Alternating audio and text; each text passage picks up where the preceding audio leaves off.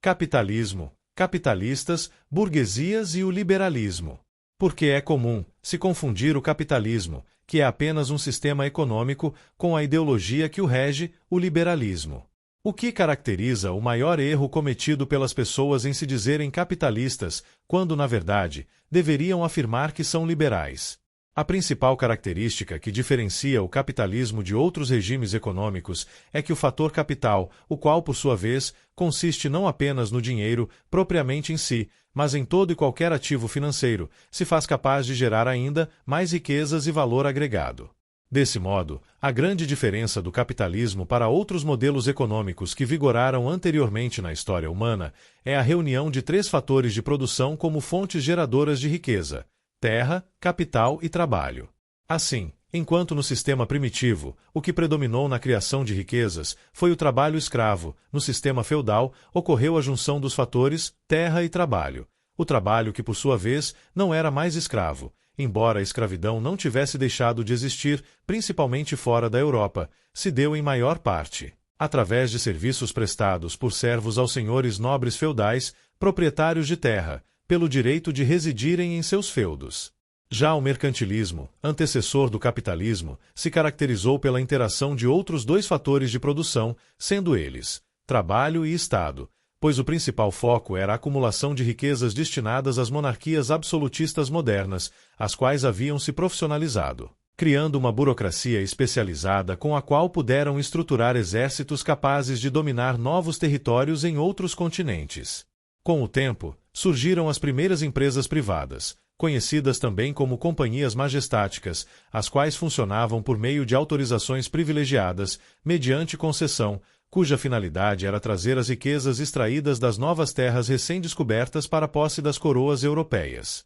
Através do desenvolvimento de novos negócios, tais como as manufaturas semi-industriais, devido ao fato de os governos prestarem alguma assessoria política que garantiam monopólios a certas empresas, sobre mercados estratégicos a seus produtos, achava correto interferir em alguns negócios que prejudicassem aqueles que tivessem privilégios junto às monarquias modernas. Contudo, após as revoluções burguesas, houve a redução do papel do Estado na economia, o que propiciou o aumento da concorrência com o surgimento de novas empresas que acabaram dissolvendo alguns monopólios, mas criando outros oligopólios, que, ao contrário dos monopólios, exercido por uma única empresa, ficou caracterizado por um pequeno grupo de grandes empresas controladoras de mercados nos ramos em que atuam. É a partir daí que o liberalismo se torna a doutrina ou ideologia a qual passaria a reger o capitalismo, surgido a partir da Revolução Industrial, por volta do ano de 1760, na Inglaterra. Portanto, sem o liberalismo, o capitalismo jamais teria se consolidado como um novo sistema econômico, capaz de romper com quase todos os resquícios feudais que ainda permeavam o mercantilismo, embora alguns deles ainda persistam e seja exatamente aqueles que geram as distorções observadas no sistema econômico em vigor, que se caracteriza pela desigualdade social. Sistema socialista. O sistema socialista, a exemplo do mercantilismo, também é caracterizado pelo uso dos fatores Estado e trabalho, em que, no entanto, não existe a figura da propriedade privada, havendo tão somente a propriedade estatal, isto é, cuja posse era unicamente exercida pelo Estado. O modelo que vigorou na antiga União Soviética, entre 1917 e 1991, era formado por Rússia e outros países do leste europeu, contando ainda com Ucrânia, Bielorrússia, Cazaquistão, Geórgia, Armênia, Turcomenistão e outros, colapsou entre o final dos anos 1980 e o início dos anos 1990. Contudo, o sistema ainda predomina em países como Coreia do Norte e Cuba.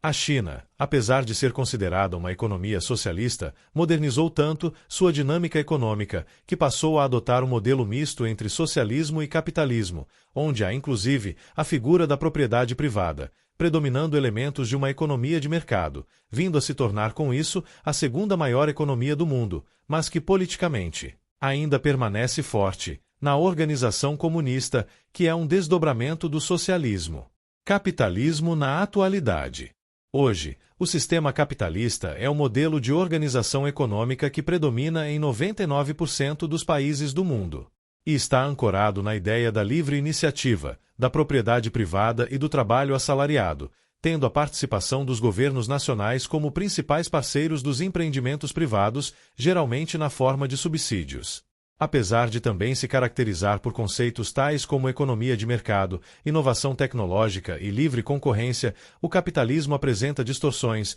uma vez que essas três características não estão exatamente presentes em sua essência, por justamente requerer investimentos de elevado risco e que os proprietários do capital não se dispõem a correr. Nesse sentido, os Estados nacionais entram financiando projetos com dinheiro público no desenvolvimento de novas tecnologias que mais tarde são repassadas à iniciativa privada, já com custos e riscos bem reduzidos, além de prazos mais curtos para retorno de investimentos. Os Estados nacionais também atuam como reguladores do mercado no sentido de arbitrar questões que envolvam a concorrência entre as empresas, mas que acabam ajudando na preservação de oligopólios, os quais atuam com certos privilégios, ainda como traço residual do mercantilismo moderno anterior ao liberalismo e que provoca desigualdades de todos os matizes, essencialmente sociais. Liberalismo e grupos sociais. Na atualidade, é muito comum que algumas pessoas se autodeclarem capitalistas, apenas para se fazerem antagonistas com aqueles identificados com as ideias socialistas.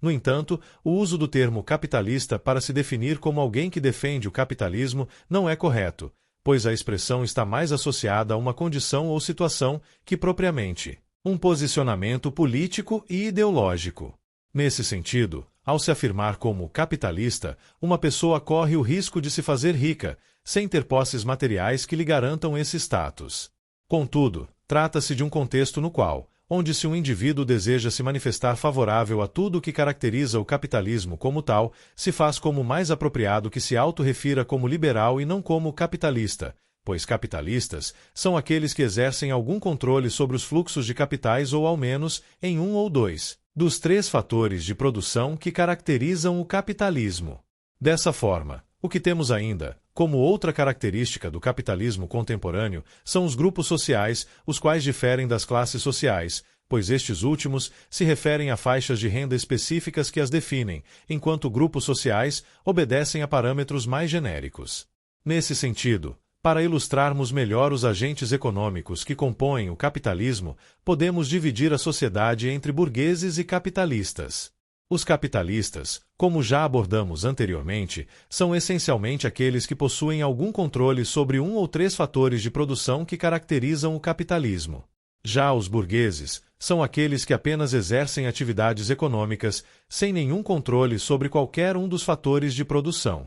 Portanto, ainda que entre os burgueses haja trabalhadores, estes também devem ser considerados como burgueses, já que a concepção de proletariado se designa somente para o socialismo e, por assim dizer, não se aplicar ao capitalismo. Embora a definição de burguês se refira a moradores dos burgos, como eram conhecidas as cidades do período medieval até a Idade Moderna, apenas como diferenciação daqueles residentes dos campos, conhecidos como campesinos, a definição de burguesia apresentada aqui serve apenas para a diferenciação daqueles que exercem controle sobre os capitais, no caso os capitalistas, dos demais, que apenas desempenham atividades econômicas, sujeitando-se às variáveis determinadas conforme conveniências ditadas pelos capitalistas. Portanto, é necessário dizer que entre as burguesias, logicamente existem as hierarquias dentre os distintos grupos sociais, as quais, apesar de se assemelharem na relação com as distintas faixas de renda que caracterizam as classes sociais,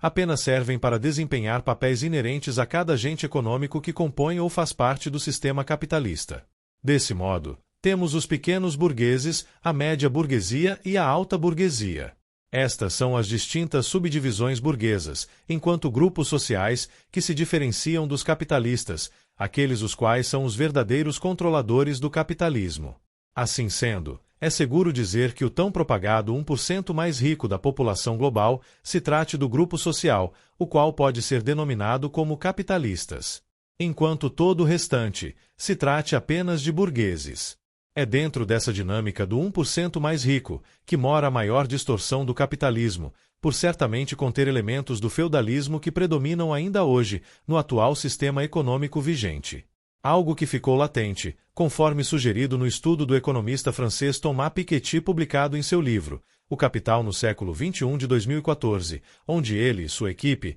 puderam constatar que, em muitos casos, famílias medievais europeias conservaram suas fortunas até os dias de hoje. numa alusão de que mesmo com todas as revoluções que mudaram paradigmas econômicos e sociais, as mesmas famílias conseguiram perpetuar suas riquezas por gerações através dos séculos, apesar de Piketty utilizar uma base de dados a partir do século XVIII, pelo menos na Europa. Já nos Estados Unidos, é certo que muitas famílias ricas podem ter surgido a partir de algum tipo de herança, por menor que fosse, transladada de um lado do Atlântico Norte ao outro e que possivelmente contou com alguns favorecimentos tanto da coroa inglesa ainda no período das 13 colônias, quanto da Federação de Estados já independentes a partir de 1776. É por isso que é correto dizer que quem controlava o feudalismo eram os feudalistas, proprietários dos feudos, os quais se tratava de imensos territórios. Já no mercantilismo, os reis absolutistas com seus reinos unificados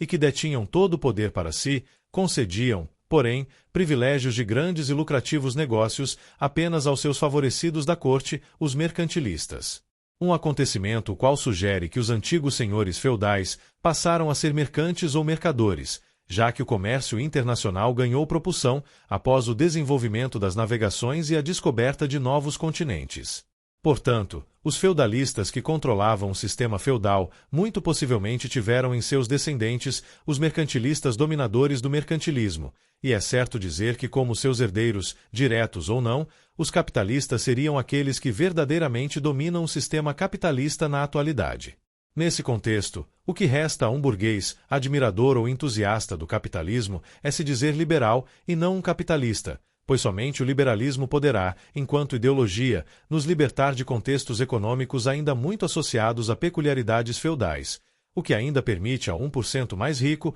o total controle sobre a economia global. O liberalismo, que prega regras justas de concorrência, é o que pode propiciar ambientes de negócios seguros para todos, não somente onde alguns ganham, e a grande maioria perde, como é corriqueiro que ocorra.